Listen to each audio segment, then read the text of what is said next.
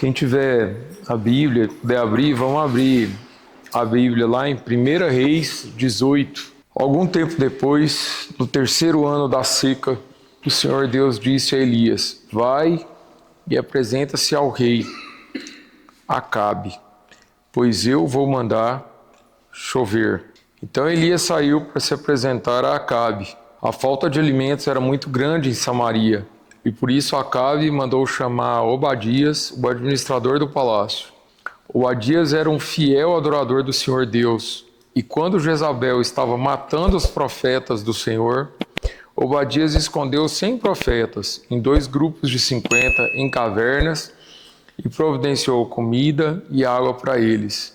Acabe disse a Obadias: vamos dar uma olhada em todas as fontes, em todos os leitos de riachos de nossa terra, a fim de ver se achamos capim suficiente para conservar vivos os cavalos e as mulas, pois pode ser que a gente não tenha de matar os nossos animais. Agora vamos pular um pouquinho para o versículo 16. Então, Obadias foi encontrar-se com Acabe e lhe contou o que havia acontecido.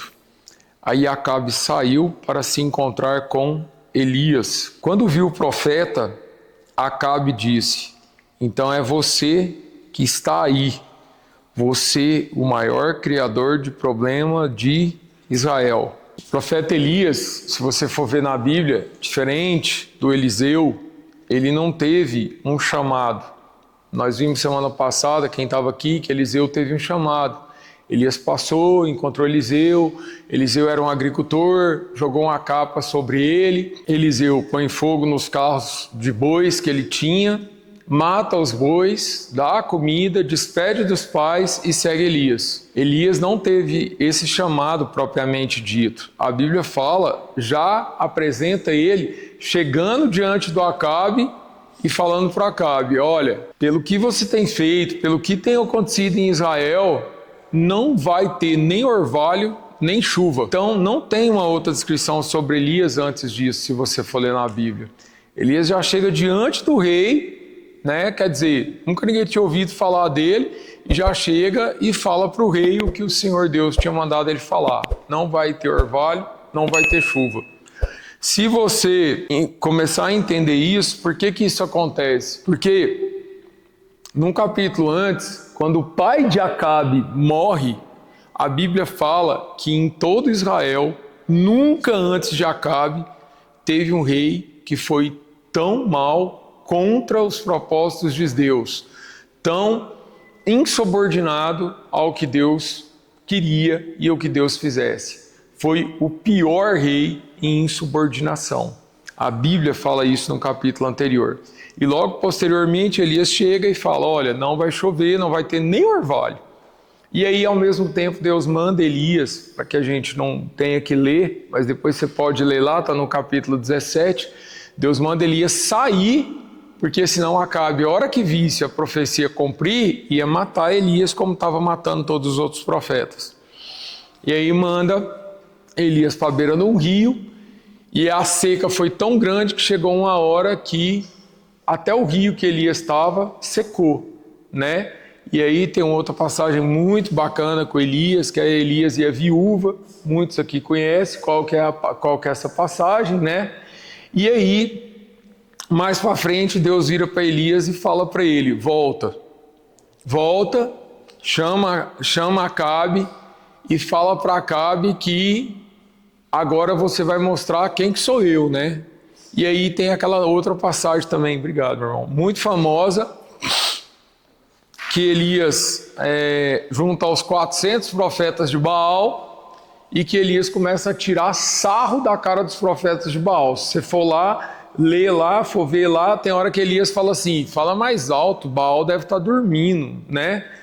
Grita, porque Baal talvez está viajando, talvez ele saiu para passear, entendeu? E ele não está ouvindo. E aí na hora que ele vai e encerra essa história, Elias vai e ora e pede para Deus consumir o sacrifício. E ainda desafia, ele ainda mostra o quanto Deus é Deus. Ele vira e fala: olha, bota o altar, vocês botaram lenha, vocês puseram o altar e pediram para queimar e não queimou. Então o meu eu quero que você joga 3 vezes mais água, porque vai queimar e vai queimar tudo.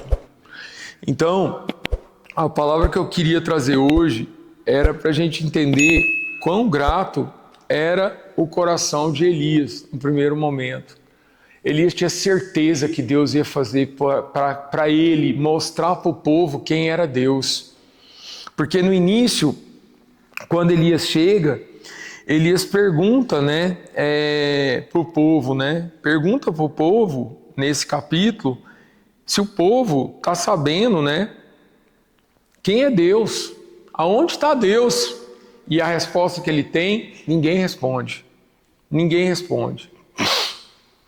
Hoje, eu particularmente, sou um pouco revoltado com a igreja evangélica no país, porque nós estamos vivendo esse tempo aqui de novo, na minha opinião.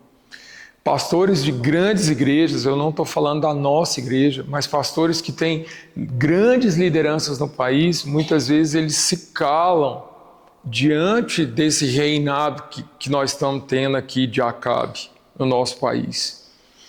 E muitas vezes essas pessoas, elas estão fazendo e acontecendo, e muitas vezes o que a gente vê, uma certa vez conversando com o pastor João sobre esse tema, e ele falou para mim assim, que tinha um pastor que inclusive eu admirava muito esse pastor no Brasil, é um pastor de uma imensa igreja no Brasil, e ele falou para mim assim: Alex, está impossível conversar com o fulano, porque ele se posicionou contra o governo federal, esse pastor.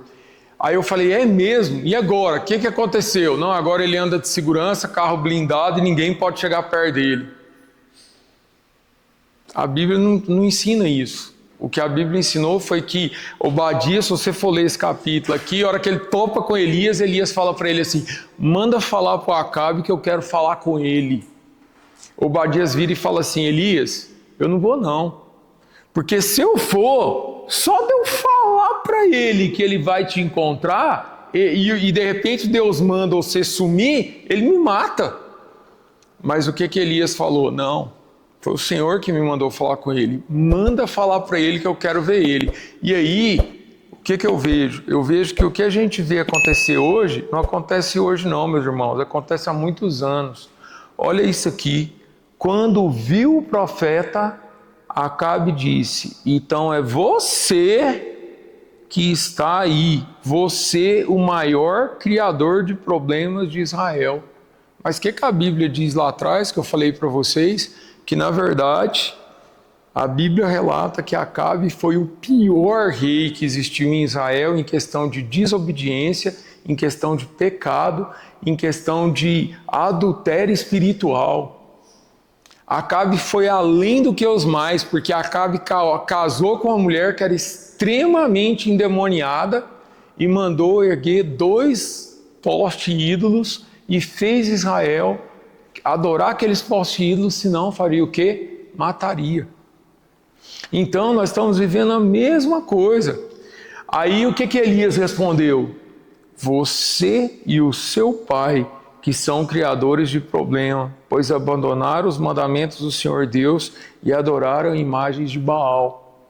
Está faltando homem no nosso país, infelizmente, para chegar para esse povo. E não é arrumar segurança, carro blindado, se for necessário, nem importa com isso. Mas que esses homens que têm a voz nesse país pudessem chegar e falar dessa forma. Vocês é que estão criando problema para esse país. Vocês é que estão sendo o câncer desse país, porque Elias foi macho para falar isso lá atrás, sem medo de ser morto, certo? E mesmo assim eu tenho certeza que mesmo que ele tivesse sido morto, isso aqui estaria sendo escrito na palavra de Deus para que pudesse gerar em nós fé e confiança no que é o Deus que nós servimos.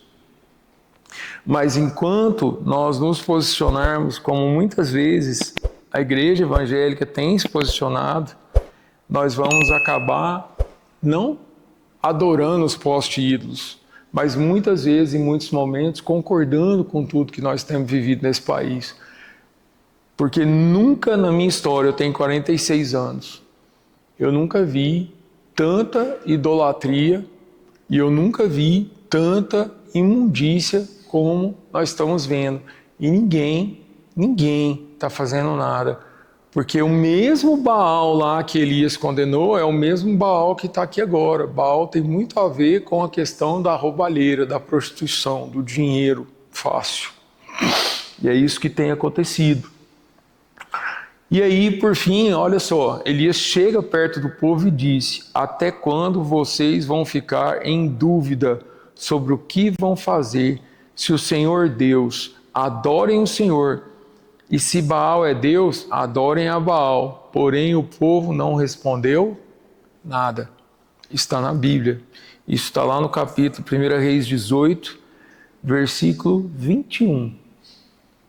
E aí é nessa hora que o que acontece?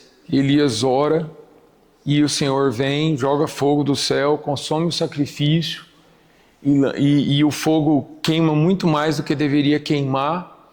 E aí naquela hora é que eu vejo, será que nós, nos dias atuais, precisamos ver isso? Porque é isso às vezes é que a gente tem visto dentro de muitas igrejas.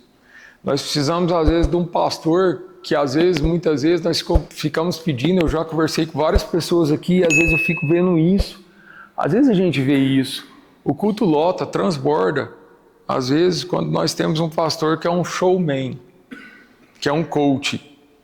Mas muitas vezes, quando o pastor é ungido da palavra de Deus, e às vezes é um pastor que prega a palavra de Deus, muitas vezes a gente não tem um culto tão lotado assim.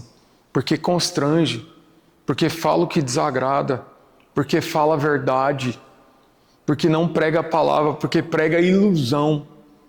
Paulo falava, maldito é o homem que acha que pode ter tudo nessa terra, que vai viver tudo nessa terra e não acredita na eternidade. Então, o melhor que nós temos de Deus não está aqui, mas vai ser quando Deus tem para nós um amanhã. E o que é mais interessante nisso tudo aqui, e semana que vem eu vou continuar falando desse texto, é que a hora que o Senhor Deus joga fogo, o que Elias faz? Elias vai lá e mata os 400 profetas. Mata todos. Não sobra nenhum para contar a história. Por quê? Porque Elias viu que o Senhor estava com ele mais uma vez e ele mostrou para o povo que Deus era Deus em todo o tempo. Então, muitas vezes, nós temos que parar para pensar em como é que nós estamos vivendo, né? Será que eu teria coragem de queimar meu consultório e seguir uma vida de missão, ser pastor, ser missionário, se Deus me chamasse, como Eliseu fez semana passada, que eu falei, né? Será que eu teria coragem de chegar perto dessas pessoas que estão mandando e que estão desmandando o nosso país e falar como Elias falou? Eu não falo de vocês não, eu falo de mim mesmo, sabe?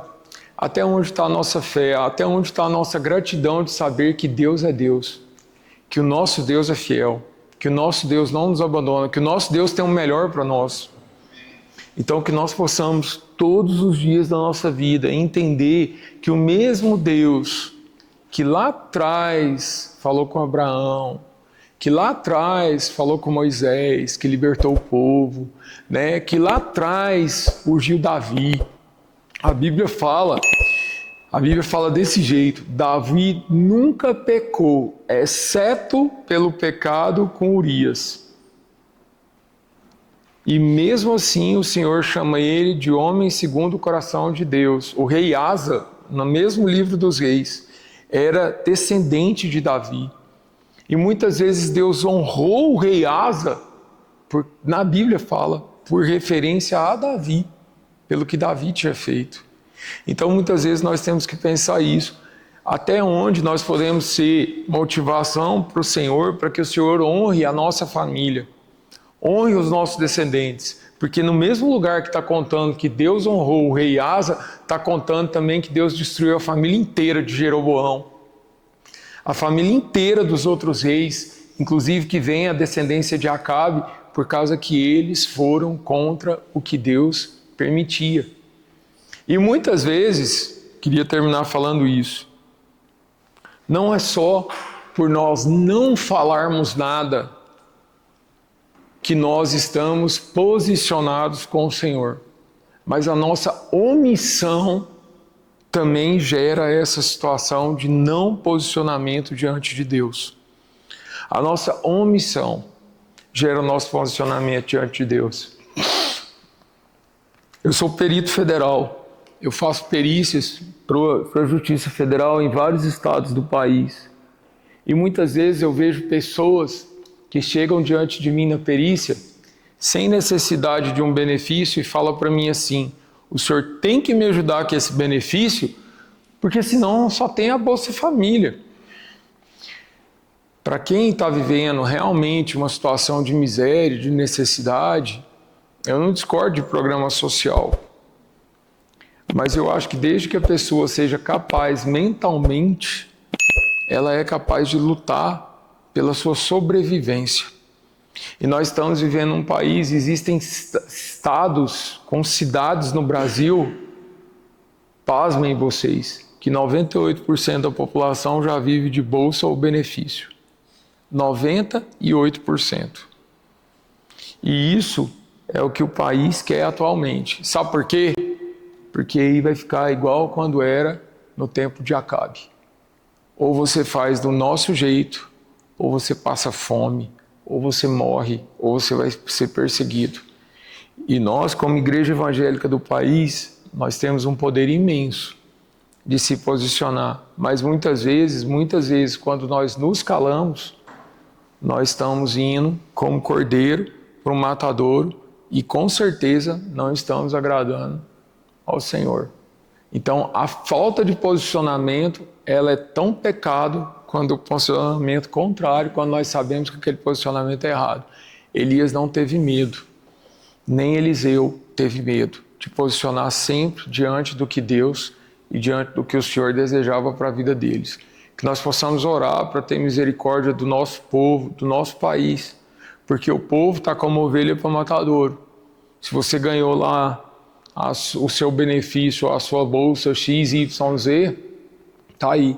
Quem viu nas redes sociais o prefeito de Anápolis falar sobre uma farra de atestados, eu não sei quantos viram aqui, mas se vocês não viram, vocês vão lá e ver. E eu tenho orgulho de falar isso. Quem começou a cortar a farra dos atestados foi eu. Eu devo estar sendo deve ter muita gente querendo me matar. Entendeu? Porque só um aí eu economizei para a prefeitura mais de 180 mil. Só que eu não tenho louvor nisso não. Não é em contar isso aqui para vocês não. Mas é em contar o seguinte: nós precisamos fazer o certo. Nós precisamos fazer o que o Senhor chamou a gente para fazer. E se morrer, pelo menos que morra honrado. Porque a maior glória não está nessa terra. A maior glória está depois disso aqui. Então é isso que nós precisamos fazer. Nós precisamos estar diante do Senhor orando todos os dias, como todos que vêm na reunião, como todas as terças, todas as quartas, todas as quintas, todas as segundas, sextas, pedindo ao Senhor para dar direcionamento e coragem para o nosso povo na nossa vida. Porque se nós continuarmos desencorajados como nós estamos, nós vamos ter o governo que nós merecemos.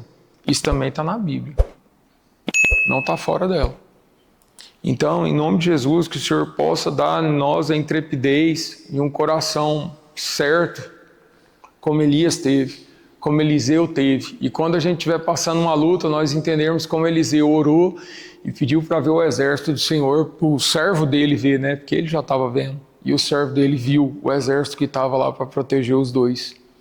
Então, que o Senhor possa nos abençoar a cada dia. Amém?